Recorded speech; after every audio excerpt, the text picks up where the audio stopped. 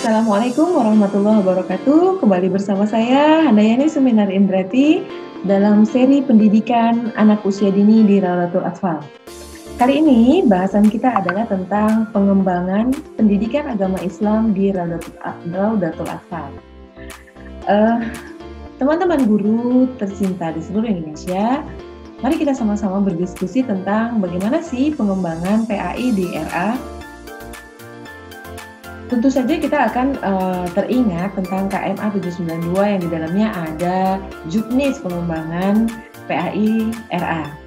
Saya akan berusaha untuk menjelaskannya secara sederhana, mudah-mudahan mudah dipahami dan bermanfaat.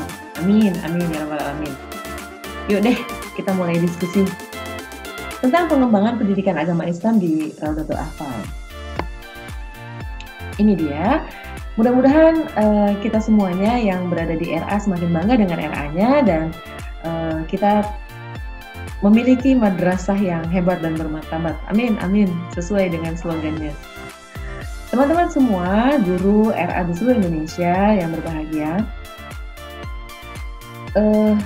KMA 792 memiliki juknis tentang pengembangan pendidikan anak usia dini RA.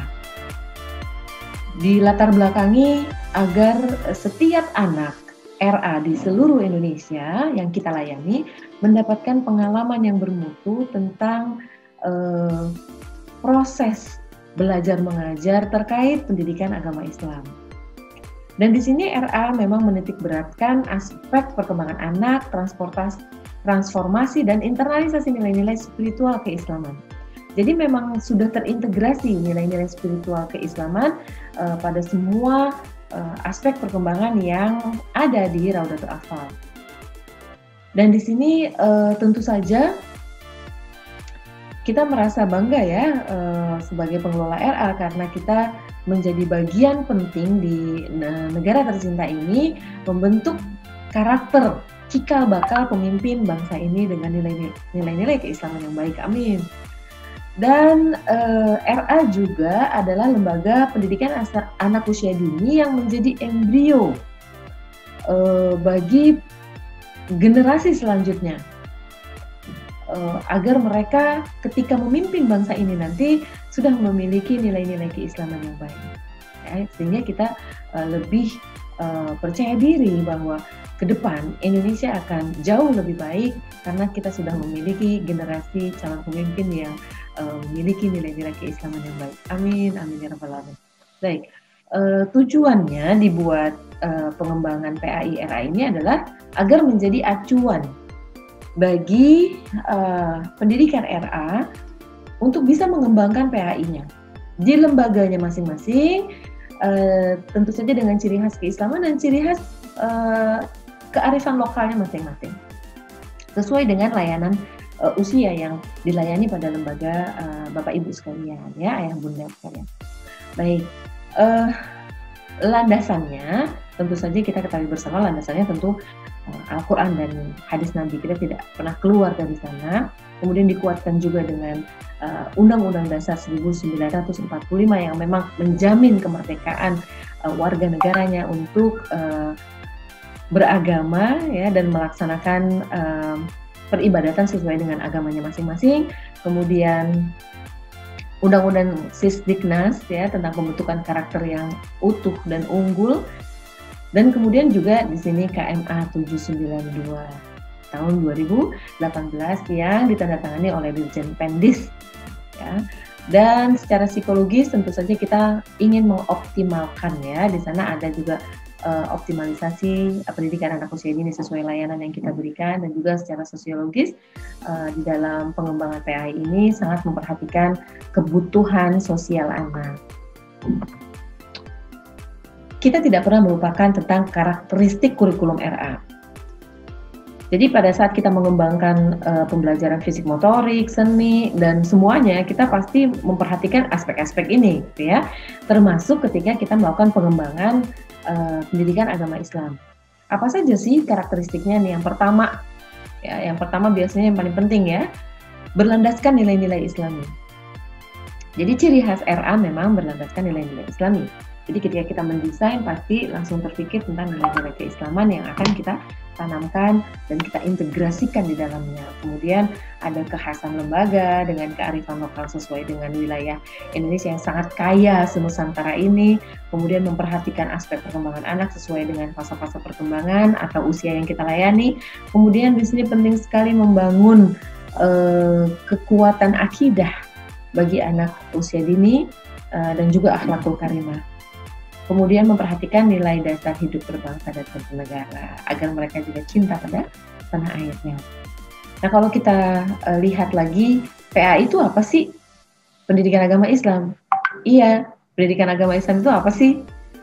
Jadi pendidikan agama Islam adalah upaya sadar kita semua sebagai pendidik dalam menyiapkan generasi-generasi unggul nih yang ada di RA kita agar mereka mengenal, memahami, menghayati, mengimani, dan tentu saja mengamalkan sesuai usia mereka ya melalui keteladanan dan pembiasaan ajaran Islam sesuai dengan agama yang tentu saja mereka ambil. Muatan pendidikan agama Islam di RA itu apa aja? Banyak ya. Di sini ada akidah, ada rukun iman, rukun Islam, ada akhlak. Nah, akhlaknya luas sekali. Dan tentu saja ketika kita bicara akhlak kita jadi teringat hadis Rasulullah SAW, qala Rasulullah SAW, innama bu'istu liutamima makarimal akhlak. Sebenarnya aku diutus untuk menyempurnakan akhlak manusia, Masya Allah. Kemudian Al-Quran dan hadis, ya, mengenal, mengucapkan huruf hijaiyah. Kemudian kita juga sertakan dalil. Kalau kita mengambil satu tema, maka kita mencari ayat Al-Quran sebagai pokok kekuatan dari tema tersebut. Kemudian hadis yang terkait dan kisah Nabi. Kemudian ibadah nih, ya. Ibadah tentu saja sesuai dengan usianya. Biasanya mereka peniru yang sangat ulung ya, sehingga perlu sekali keteladanan. Mereka meniru gerakan wudhu, sholat, bacaan doa dan lain-lain. Ya, juga ada menghafal surat-surat pendek ya. Terus kemudian juga kisah Islami. Penting sekali loh kisah Islami. Ya. Sehingga ini harus menjadi desain juga yang perlu kita utamakan ketika kita mengajarkan akidah, ya akhlak. Itu penting sekali dengan kisah-kisah Islami karena nggak ada anak kecil yang nggak suka diceritakan, itu nggak ada. Dan setiap cerita itu biasanya begitu menorehkan pengalaman yang berharga dalam kehidupan mereka. Sehingga setiap guru harus punya ya literasi yang cukup banyak ya, perbendaharaan kisah yang banyak dan sahih supaya anak-anak ini tidak miskin cerita atau tidak miskin kisah-kisah inspirasi, apalagi kalau kita ambilnya dari the best story of Quran. Karakteristik pembelajaran PAI pada anak usia dini penting juga nih kita tahu ya teman-teman semua yang mendesain pembelajaran di lembaganya masing-masing atau bagian kurikulum di lembaga anak usia dini. Yang pertama, bahwa anak RA itu unreflective. Jadi unreflective itu artinya bahwa ketika mereka belajar PAI atau belajar agama Islam, mereka belum mendalam, nggak seperti orang dewasa, gitu ya. Karena memang usianya, sehingga kita tidak perlu memaksa mereka untuk merenung, kemudian menangis bersama, bermuhasabah. Kalau misalnya kita lakukan itu, maka lakukanlah sesuai dengan usianya, sehingga itu menjadi kegiatan yang cukup menyenangkan dan menjadi pengalaman yang berharga. Kemudian egosentris, ini anak-anak menonjolkan kepentingannya sendiri, sehingga kita masih perlu melatih mereka untuk memahami bahwa orang lain juga penting, menghargai orang lain itu penting gitu ya. Sehingga nilai-nilai agama yang kita tanamkan adalah bagaimana mereka bisa memahami bahwa mereka penting, diri mereka penting, tapi yang lain juga penting, Masya Allah ya. Kemudian antropomorfis, konsep ketuhanan pada anak yang menggambarkan aspek kemanusiaan yang berdasarkan fantasi masing-masing. Fantasi mereka luar biasa ya. Konsep ketuhanannya itu belum mendalam, sehingga mereka ketika menggambarkan itu setiap anak akan berbeda-beda sesuai dengan fantasi mereka masing-masing, sehingga kita perlu berhati-hati dalam menjelaskan tentang konsep ketuhanan. Kemudian verbalis dan ritualis. Jadi ketika belajar ya anak itu pada anak usia dini di RA ini perlu kita awali dengan ucapan dulu ya, dengan ucapan, dengan latihan, dan kemudian dengan praktek-praktek ibadah melalui pembiasaan. Kemudian anak itu imitatif, meniru. Sehingga jangan coba-coba ya guru di sekolah, di RA maupun ya di madrasah maupun di rumah untuk melakukan hal-hal buruk, karena mereka pasti akan contoh. Ya, kita nggak usah banyak bicara, kita mencontohkan saja, mereka akan meniru dan mereka menganggap apa yang dilakukan oleh orang dewasa itu selalu benar. Kemudian rasa heran dan kagum, dorongan untuk mengenal suatu pengalaman baru. Jadi mereka itu orangnya curiosity-nya tinggi sekali, gitu, sehingga mereka bawaannya pengen tahu dan mudah sekali kagum. Dan ini memudahkan kita sebagai pendidik ya untuk mengenalkan Allah dan Rasulullah dengan cerita-cerita yang mengagumkan. Ya, Masya Allah. Nah, kemudian prinsip pengembangannya nih, prinsip pengembangan pembelajaran PAI. Ya, pertama penting banget bahwa pembelajaran PAI, meskipun PAI itu kan serius ya agama, tapi lakukanlah dengan desain pembelajaran bermain, karena tugas utama anak usia dini 0-8 tahun, kalau di Indonesia 0-6 tahun, itu tugas utamanya adalah bermain, sehingga desainnya harus desain bermain. Dan desain bermainnya itu dengan pembiasaan, ya, dengan keteladanan, itu perlu diperhatikan. Kemudian mengacu pada prinsip perkembangan anak, sehingga perlu kita belajar tentang prinsip-prinsip perkembangan anak di usia 4-5 itu berbeda dengan 5-6. Sehingga kita perlu ketahui bersama. Sehingga indikator pencapaian perkembangannya juga berbeda. Sehingga yuk kita buka lagi deh kurikulum 2013-nya yang sesuai dengan fase-fase usia mereka. Kemudian menggunakan berbagai sumber media yang ada di lingkungannya. Nggak usah cari jauh-jauh media belajarnya atau sumber belajarnya, cukup yang ada di sekeliling mereka. Dan itu sudah tersedia dan sangat murah.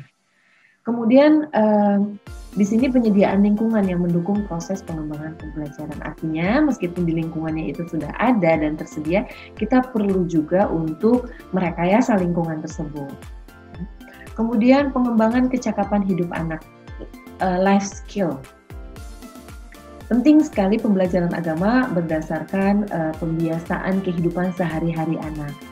Ya, sehingga mereka tahu bahwa nilai-nilai agama ini bukan sekedar konten pembelajaran atau nilai-nilai akademik saja, tapi lebih kepada penghayatan dan pengamalan, ya, dan membangun kepribadian mereka. Dan mereka tahu bahwa berbuat baik itu adalah hal yang baik, gitu, dan berbuat buruk itu tidak boleh mereka lakukan. Semoga mereka menjadi lebih cerdas, terampil, mampu berkolaborasi dengan orang lain, sebagai makhluk sosial bisa berinteraksi dengan orang lain, baik temannya, gurunya, ya, orang tuanya, dan semua yang mereka jumpai, termasuk juga dengan tanaman, dengan hewan, dan mereka juga bisa mencintai tanah airnya. Baik, sekarang kita bicara tentang strategi pembelajaran PAI di RA. Strateginya ada 4. Yang pertama adalah strategi pembelajaran langsung. Apa sih itu strategi pembelajaran langsung? Strategi pembelajaran langsung adalah strategi pembelajaran di mana guru langsung mengajarkan tentang konsep tertentu atau langsung memberikan pengalaman baru terhadap siswa atas apa yang memang ingin diajarkan, konsep tertentu itu. Jadi memang untuk pembelajaran langsung ini masih teacher centric ya, lebih berfokus kepada kemampuan akademik, guru mengarahkan gitu ya. Tapi memang keuntungannya adalah manajemen waktunya lebih terarah karena guru yang mendominasi proses pembelajaran tersebut ya, dan bisa melakukan kontrol. Tapi memang akhirnya fokusnya masih kepada akademik. Tapi memang untuk pembelajaran agama perlu ya strategi pembelajaran ini, tapi jangan terlalu banyak ya. Kapan kita menggunakan strategi pembelajaran langsung? Misalnya pada saat belajar sholat kan guru langsung menjelaskan bagaimana tata laksananya, rukunnya ya. Terus guru langsung mencontohkan, mengarahkan apa yang boleh dan tidak boleh dilakukan pada saat sholat. Ya. Jadi memang ada strategi pembelajaran langsung.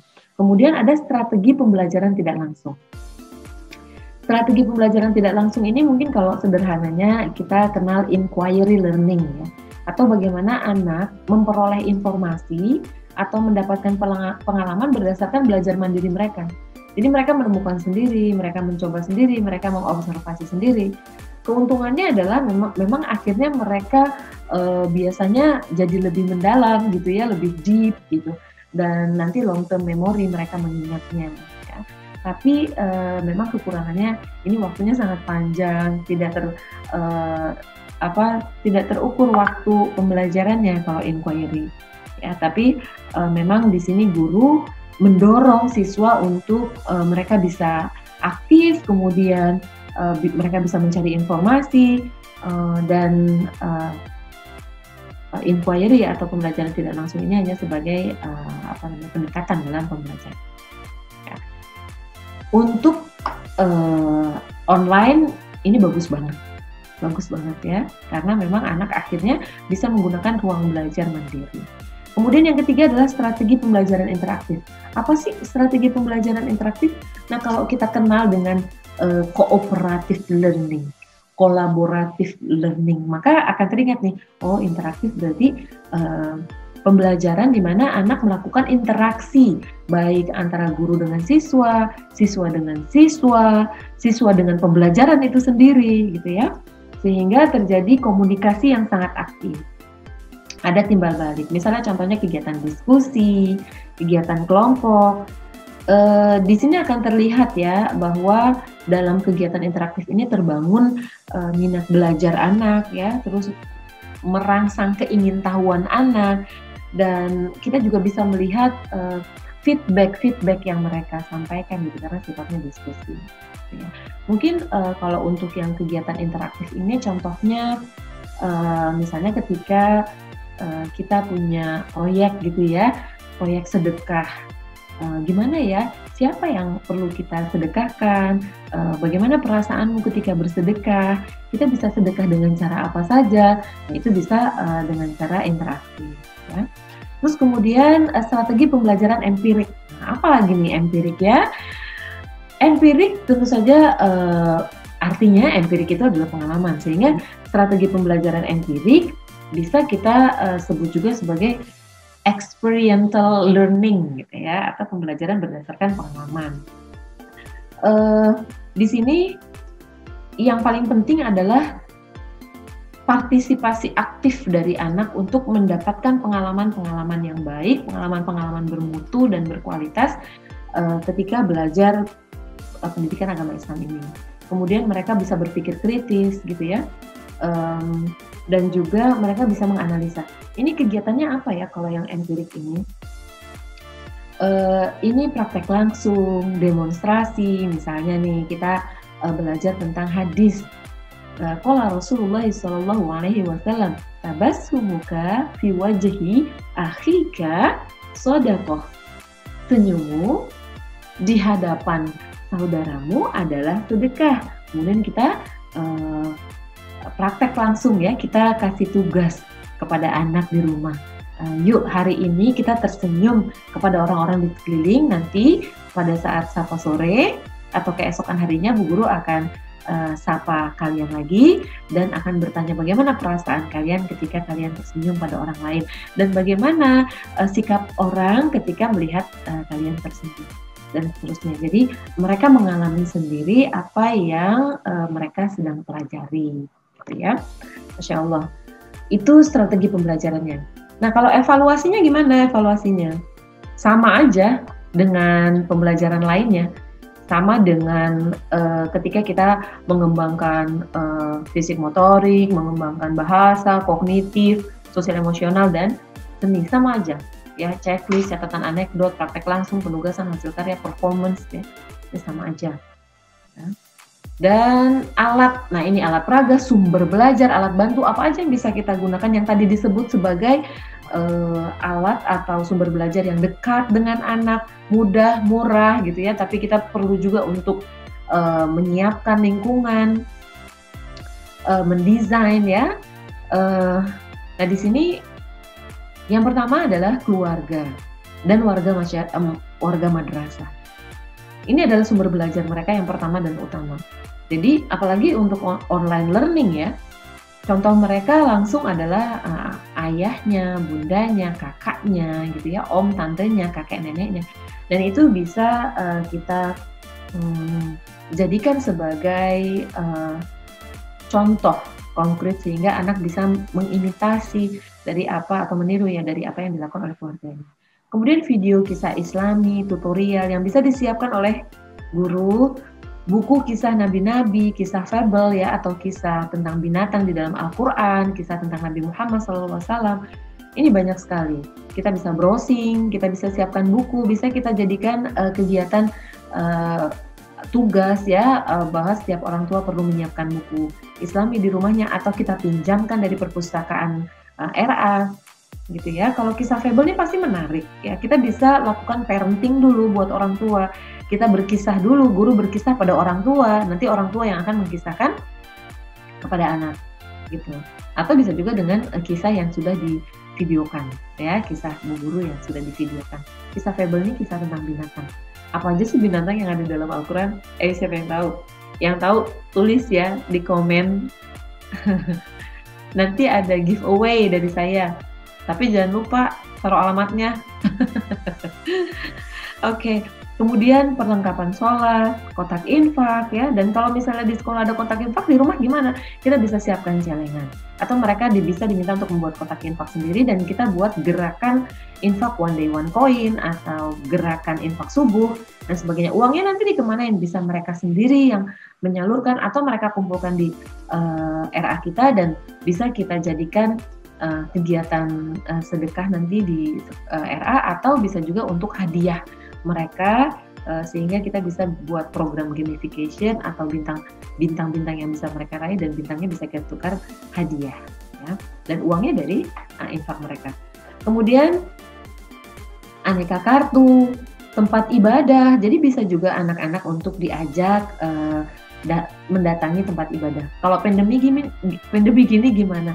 Bisa mereka melihat dari luar atau meyakinkan bahwa tempat itu memang aman ya. Dan bisa juga tempat ibadah ini kita kenalkan dengan bentuk gambar ya atau kita melihatnya secara virtual.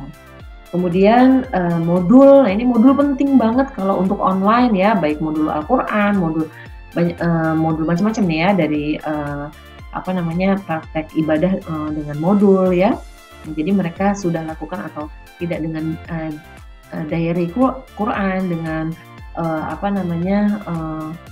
isian ya yang mereka bisa isi setiap harinya, checklist apakah mereka melakukannya atau tidak. Sehingga kita juga bisa memantau ya dengan jurnal harian.